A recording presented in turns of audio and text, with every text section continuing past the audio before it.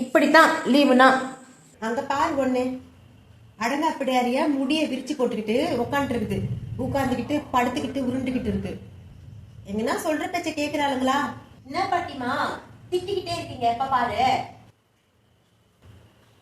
அங்க பாரு இன்னொன்னு வெட்டியா தூங்கின்னு இருக்குது. இதுக்கெல்லாம் வீட்டுல ஒரு வேலையே செய்யாம இந்த மாதிரி இருந்தா வீடு எப்படி உருப்படும்? சொல்ல சொல்ல நல்லா இழுத்து போத்திக்கிட்டு தூங்குறா பாருவ. ஒருத்தி நான் பாட்டுக்கு இங்க கத்திட்டு இருக்கேன். அவ போயிட்டா என் பொண்ணு வேலைக்கு. இதுக்கு ரெண்டுத்தை வச்சுக்கிட்டு நான் தான் மேய்ச்சிக்கிட்டு இருக்கேன். வயசாகி போச்சுன்னா பேச்சையே கேட்க மாட்டேன்றாளுங்க.